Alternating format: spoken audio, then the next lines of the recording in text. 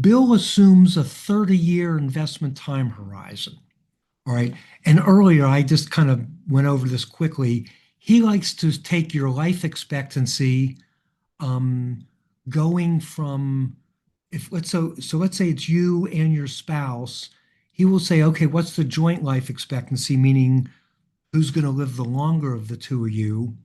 And let's just say, for discussion's sake, that you're in your mid 60s or even 70, and you say, well, gee, our life expectancy, the survivor, uh, on if you're stretching it a little bit, maybe they'll live till 95. He still wants to be conservative and say, okay, let's assume go from 95 or a 25 year to a 30 year. All right. So he wants to add that buffer. But he also applies a new chart that examines time horizons from 3 year investment horizon to 50 years. And this is much more realistic because most of us don't have exactly a 30-year time horizon. We have a shorter time horizon for those of us who are older or have health problems, or maybe we're younger, or maybe we're longevity folks and we get up in the morning and meditate and then have wheatgrass and then take a jog to our 95-year-old parents who are out in the garden in perfect health, and maybe you go longer.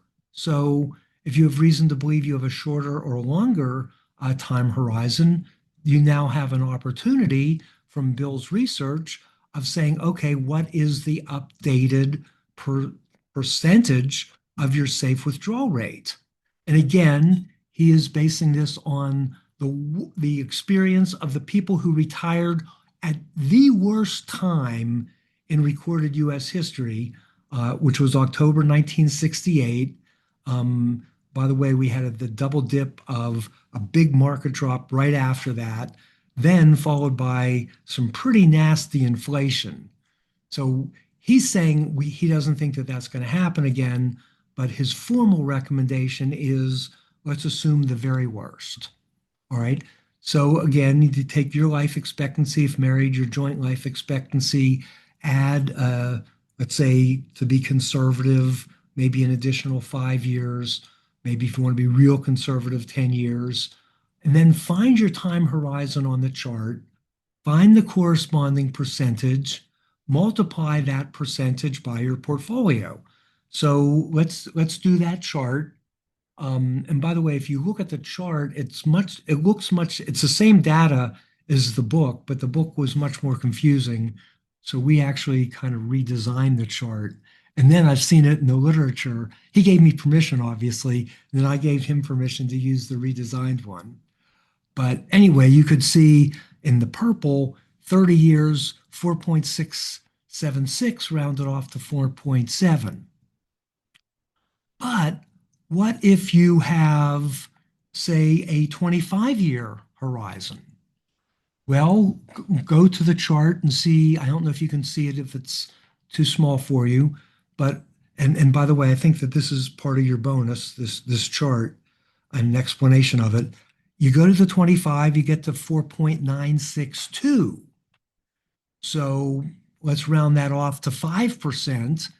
Now you have the million times the 5%. So now you have a $50,000 safe withdrawal, where a lot of times in the past, you might have just been thinking 40,000.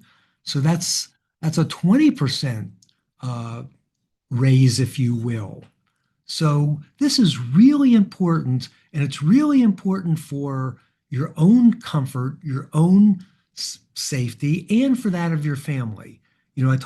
I've been talking about for years about how Walter Weinstein would sponsor these family vacations, and I think he intuitively recognized that he wasn't going to run out of money, and rather than waiting until he died and leaving a lot of money to his heirs, that he would use this money effectively to increase the quality of life and to have these binding family ties.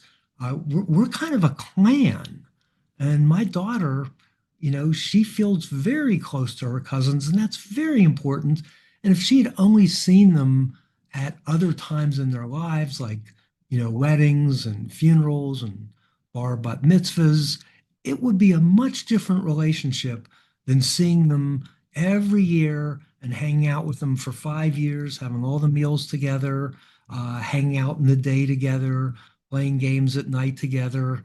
And the Weinsteins are a family of gamesters, both board games and word games. And it's just meant so much.